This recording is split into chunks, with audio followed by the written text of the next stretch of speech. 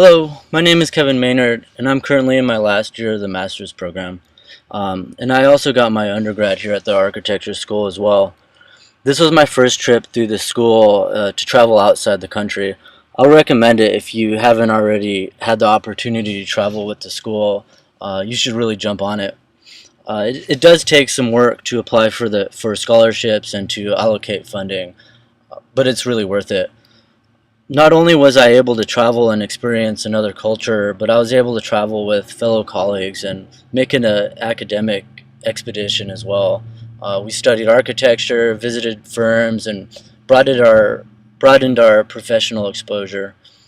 So the main reason for traveling to China was to visit the solar decathlon, to conduct research on architecture of the houses, and to interview the teams on how to collaborate interdisciplinary as well as worldwide. I think altogether there were around 15 houses that were completed. So of course, being in China, there was an undertone of I don't know, communism. So this video quotes the is like the volunteers of the solar decathlon, which is kind of weird.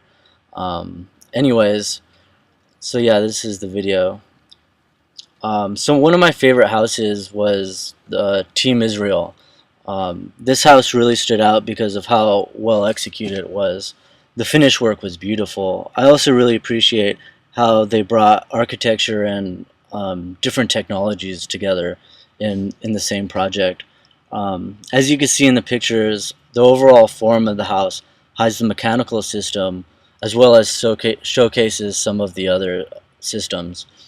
For example, some of the windows in the house were specially designed with built-in PV panels. This way the windows could generate power at the same time let light in. The engineering of the different systems was also compliant with the architecture. The heart of the energy system used for heating and cooling and hot water is water-based. This enables thermal energy to be conserved and redirected throughout the house, leading to greater energy efficiency. The marketing team, the marketing and the team collaboration was also rock solid. The house is one of the more expensive projects in the competition. Not only were they able to get tons of sponsors, but they got funding from their government. The team was a collaboration between 3 different universities comprising of multiple disciplines, from business to architecture to marketing. It was a really great project. So we were also fortunate to meet with multiple international architecture firms.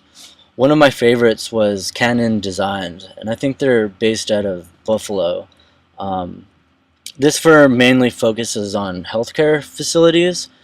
So my first impression was that, that maybe the buildings that they designed were, generally kind of mundane.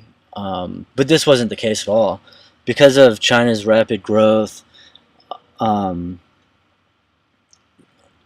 because of the rapid growth in the huge market, there was a real demand for hospitals and research and medical campuses. And Canon's doing great over there. Some of their buildings are just gorgeous.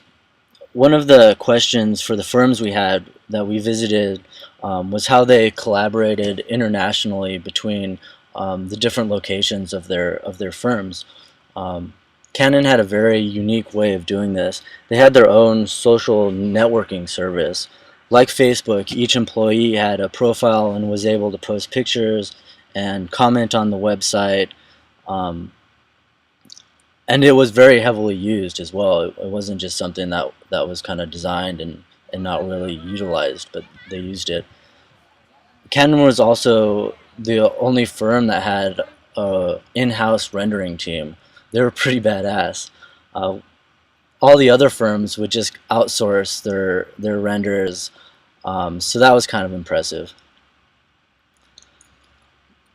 Currently, we have been blogging about our experience in China. Because of the internet censor, we weren't able to blog while we were there, so we're trying to keep up with it now and post at least once a week. One of my favorite topics was the street food in China.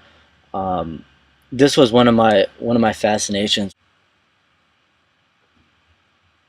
I tried to take in as much as I could. There was some weird stuff. Scorpions, squids, snails. Most of it was on a stick for convenience. I think the US is starting to pick up on street food, but it's through food trucks. In China, there was pop-up stands, it was like restaurants expanding into the streets, and also on the back of bikes. Another topic that I wrote about was the crazy shopping culture in China. Everybody shops. I'm convinced that's all they do there. It was such a social activity over there. So yeah, there's a lot of other topics I wrote about, so check them out. Also, you could hit me up on Instagram at Maintown. That's MAYNTOWN. Great. Thanks for your time.